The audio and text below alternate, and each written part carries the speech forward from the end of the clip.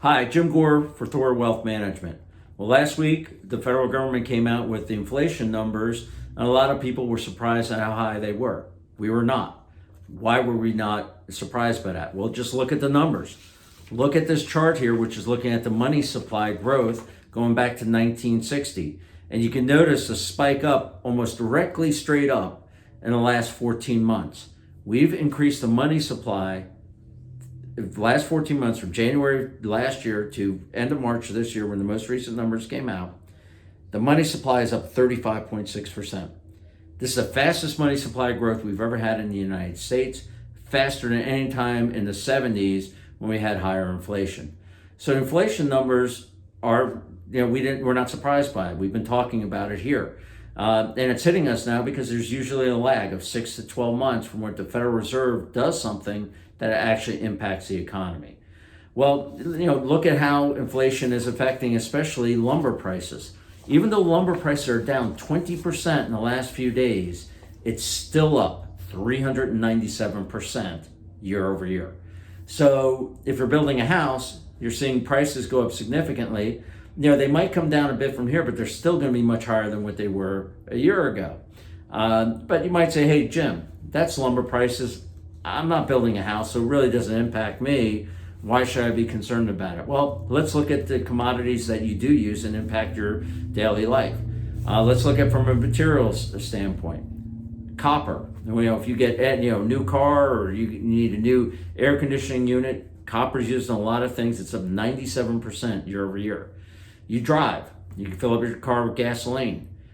Oil prices are up 100% from a year ago. So we're seeing inflation in the commodity sector. Now, let's look at the food stock, which is even more important. And the farmers are doing very well right now. And they should be. They had a couple of lean years.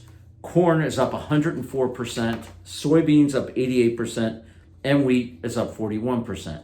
So corn and soybeans is even more important because that's used for feedstock for chickens and hogs and those sorts of animals. So you're going to actually see higher prices for other food items in the future. What's interesting is playbook is eerily similar to what happened in the 70s, 73, 74, was commodity prices that shot up first. And then in the late 70s, it was gold and commercial real estate, which was actually the best performing assets in the 70s, performed very well. So we think those are going to do very well, but people say, well, the inflation trade has already happened. We have inflation. There is one area besides commercial real estate that we think is going to continue to do well. It's gold. Gold is only up 3.5% over the last year.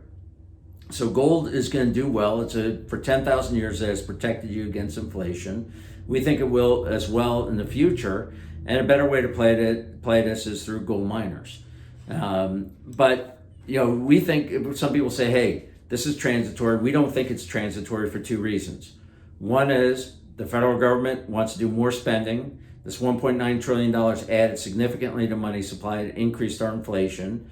You don't have to listen to me. You can listen to Lawrence Summers. But also, you have the Federal Reserve, which is going to continue to be lax, especially through next year when Jerome Powell is up for reappointment in February or March. So he's going to do everything he can to keep this administration happy and keep the good times rolling. But eventually they're going to have to start raising interest rates. We think that we could be like the 70s going into stagflation where the economy stagnates, but we do have inflation, which is not very good, especially if they start raising taxes. That's a scenario that is definitely in play once again. So if your portfolio does not have inflation protection, gold miners is a good way to do that now. Or if you need help with that, give us a call. We'll see if we can help you out. We look forward to talking to you again in a couple weeks. Take care.